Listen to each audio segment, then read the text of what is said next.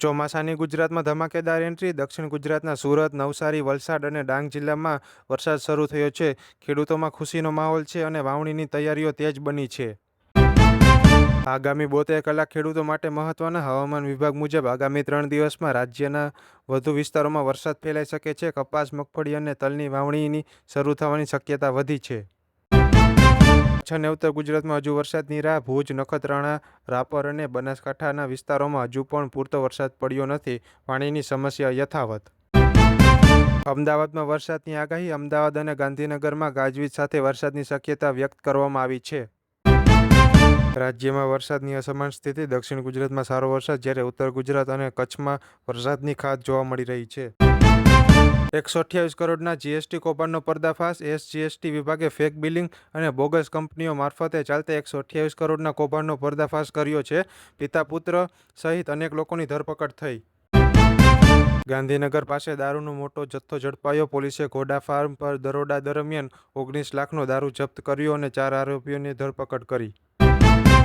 Dholera SIR ફરી ચર્ચામાં. રાજ્ય સરકાર ધોલેરા એસઆઈઆરમાં ગિફ્ટ સિટી જેવી કેટલીક વિશેષ છૂટછાટ આપવાના વિકલ્પો પર વિચાર કરી રહી છે, જેથી વિદેશી રોકાણ વધે.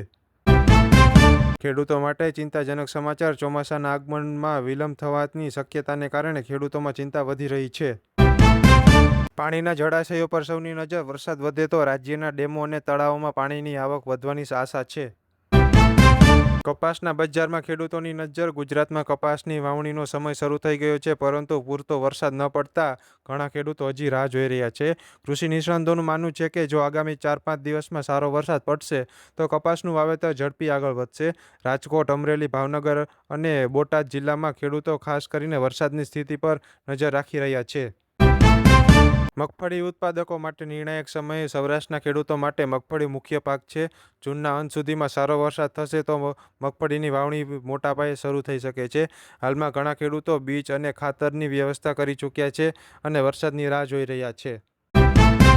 રાજ્યભરમાં ચેકડેમ અને તળાવોની સફાઈ. ચોમાસા પહેલા સરકાર દ્વારા અનેક જિલ્લાઓમાં ચેકડેમ, તળાવ અને નાળાઓની સફાઈ કામગીરી હાથ ધરવામાં આવી છે. આ કામગીરીનો હેતુ વરસાદી પાણીનો મહત્તમ સંગ્રહ કરવાનો છે, જેથી ઉનાળામાં પાણીની તંગી ઓછી થાય.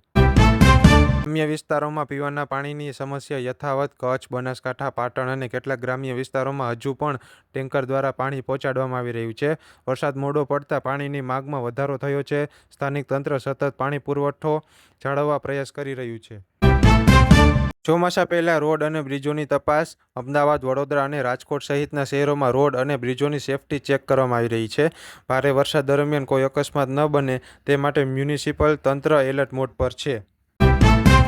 રાજકોટમાં જમીન વિવાદ મુદ્દે રાજકીય ગરમાવો. રાજકોટમાં જમીન સંબંધિત મુદ્દે રાજકીય પક્ષો વચ્ચે આરોપોનો દોર શરૂ થયો છે. સ્થાનિક સ્તરે આ મુદ્દો ચર્ચાનો વિષય બન્યો છે અને આગામી દિવસોમાં વધુ રાજકીય નિવેદનો આવી શકે છે. નર્મદા જિલ્લામાં રાજકીય ચર્ચાઓ તેજ. નર્મદા જિલ્લાના કેટલાક રાજકીય મુદ્દાઓ ફરી ચર્ચામાં આવ્યા છે. વિરોધ પક્ષ અને સત્તાધારી પક્ષ વચ્ચે વાકયુદ્ધ જોવા મળી રહ્યું છે.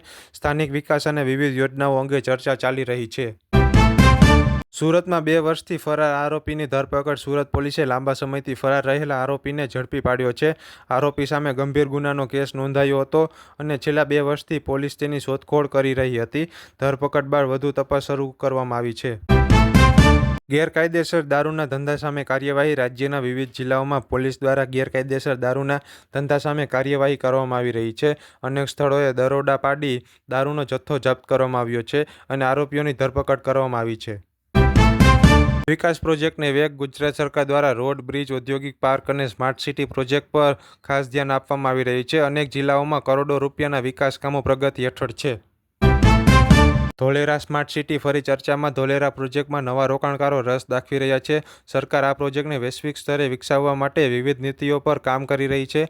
આગામી વર્ષોમાં ધોલેરા ગુજરાતનું સૌથી મોટું ઔદ્યોગિક કેન્દ્ર બની શકે છે. ખેડૂતોને કૃષિ વિભાગની મહત્વની સલાહ. કૃષિ વિભાગે ખેડૂતોને સલાહ આપી છે કે પૂરતો વરસાદ થયા વગર ઉતાવળમાં વાવણી ન કરો. જો વાવણી પછી વરસાદ બંધ થઈ જાય તો પાકને નુકસાન થઈ શકે છે. ગરમીમાંથી લોકોને રાહત. છેલ્લા કેટલાક દિવસોથી વરસાદી વાતાવરણને કારણે રાજ્યના મોટાભાગના વિસ્તારોમાં તાપમાન 3 થી 5 ડિગ્રી સુધીનો ઘટાડો નોંધાયો છે. લોકો ગરમીમાંથી રાહત અનુભવી રહ્યા છે. આગામી સપ્તાહ કૃષિ ક્ષેત્ર માટે મહત્વપૂર્ણ. હવામાન નિષ્ણાતોના જણાવ્યા મુજબ આગામી એક સપ્તાહ ગુજરાતના કૃષિ ક્ષેત્ર માટે અત્યંત મહત્વપૂર્ણ રહેશે. વરસાદની સ્થિતિના આધારે રાજ્યમાં વાવણીની ગતિ નક્કી થશે. સમગ્ર ગુજરાતની નજર આગામી વરસાદી સિસ્ટમ પર. હાલમાં ખેડૂતો, વેપારીઓ અને સામાન્ય નાગરિકો સૌની નજર આગામી વરસાદી સિસ્ટમ પર છે. જો આગાહી મુજબ સારો વરસાદ પડે તો પાણીની સમસ્યા, વાવણી અને કૃષિ ઉત્પાદનને મોટો ફાયદો થશે. મિત્રો, જો તમને અમારો વિડીયો સારો લાગ્યો હોય તો વિડીયોને લાઇક કરીને ચેનલને સબસ્ક્રાઇબ કરવાનું ભૂલતા નહીં, જેથી તમે અમારા વિડીયો સૌથી પહેલાં જોઈ શકો.